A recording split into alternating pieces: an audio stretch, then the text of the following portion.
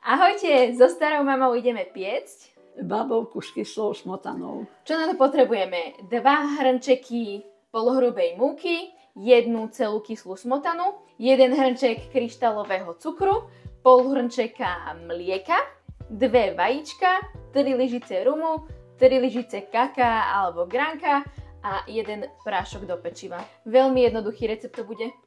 Dúfam. Čím začneme? Kyslú smotanu zmiešame s vajíčkami, rumom a s cukrom. Dobre, ideme na to. Takže 1 celú kyslú smotanu, 2 vajíčka, rozmiešame, pridáme 3 lyžice rumu a hrnček kryštálového cukru. Poriadne zamiešame.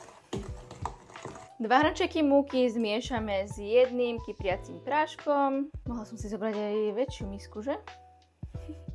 K múke primiešame 3 lyžice kaká. Vám radím zobrať si väčšiu misku. Teraz múku, prášok do pečiva a kakao pridáme k vajíčkám, k rumu a k ostatným. Zamiešame a pomaly budeme prilievať mlieko.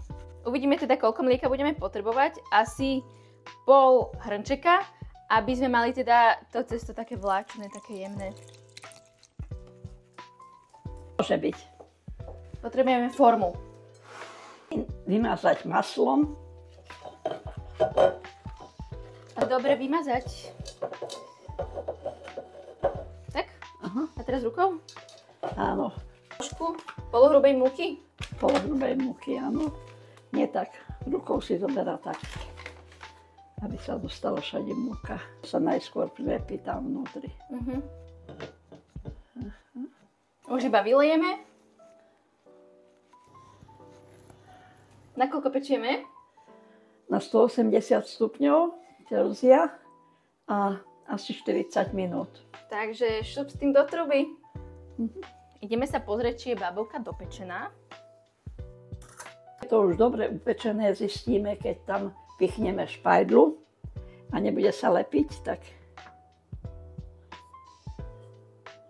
No ešte. Ešte chvíľku? Ešte chvíľku, ešte 10 minút. Dobre. Skúšame. Už môže byť. Už je dobre. Byť, áno. Ideme preklopiť. Vyklopiť. Vyklopiť. No. 2, 1. A? A? Ide? Nejde? Ide? Nejde? Ide.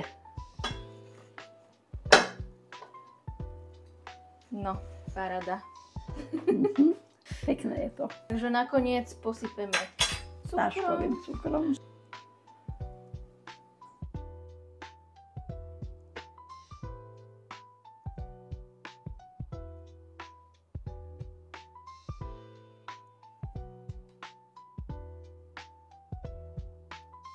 Bábovku máme hotovú a my vám prajeme dobrú chuť. Dobrú chuť.